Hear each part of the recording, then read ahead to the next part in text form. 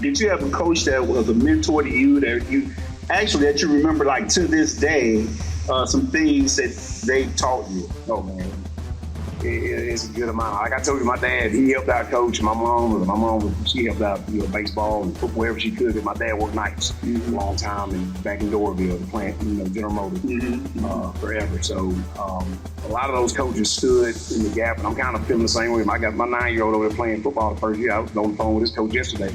Say, I need you to be my eyes and ears. I'm over here with 150 boys, so I need you to be that guy for him. That the guys like, Larry Weaver, rest his soul. He was my first pound. Back in the day, we used to play 85 pound, 100 pound, stuff like that. Like GFL type stuff. But he was my first pound. So like when we got out there, little bitties to like we playing real football. When I was 9 years old, I believe. He was the first one that taught me, hard working organization. And I still, some of those things we did back when we was 8. Like, we was 8 years old, getting out of mama Skylark, 1980, whatever Skylark, trying to run the field with the dang helmets. You late, man, go run me a lap. Right. And then you jump in the warm line. Then you're going to run these laps with everybody else. So, Coach Weaver was one. Coach Chester, those men Chester, and I'm, Steve and Nick, those guys, his sons were like cousins to me. We still refer to us like, we blood. They same thing. He's the old dudes that coached my dad, and they, out there, as far as the language, I ain't gonna go there right now, but it's a different day and age and what we can live in right now. But they wanted greatness out of us. Absolutely. Back at Glenwood Hills, Exchange Park on Columbia Drive, I'm telling you, that's why I grew up, and these men raised me. Another youth coach was Coach Waddell. I'm still looking at him. I was looking at him on Facebook the other day. I can't find, I don't know what he's doing right now. I ain't talked to him in years.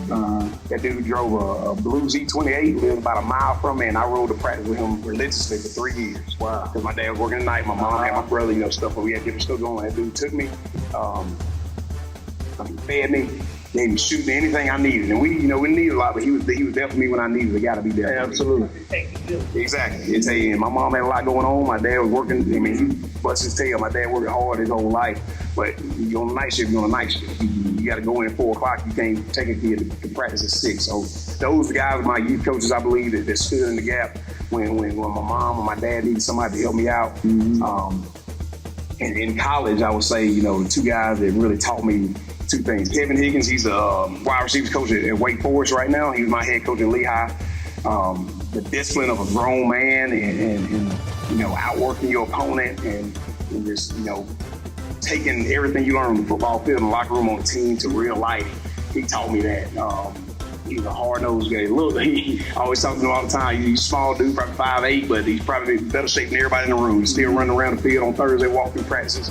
And I've gone to see him at Wake Forest a couple times when a couple of our players went there. But that's what I hear. I hear discipline from you. Right? Yes. You learn discipline from your coaching experience. Exactly. Yeah. And even from what they taught you. Oh yeah. Yeah. Discipline was huge. I'll tell you what. The last one, Coach Larry. It was about last time I can't remember the school he was at, but he coached William & Mary for a long time, Lehigh, bounced around a little bit, but Coach Bott was the first guy to tell me, he made me want to be a coach.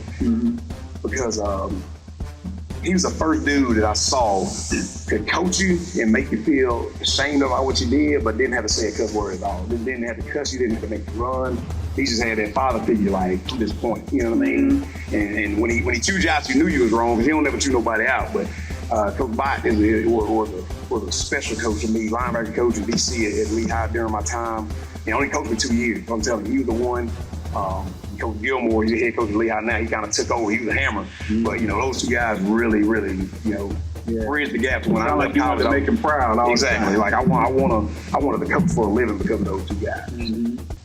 But it takes 150 guys, 9 through 12th grade, to build into a state championship program. And I learned that from Dexter Wood.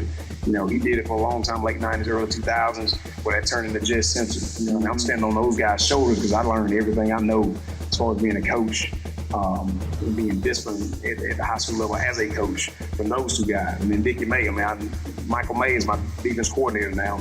He was a rising 9th grader when his dad came my second year at Buford. So I learned a lot from him.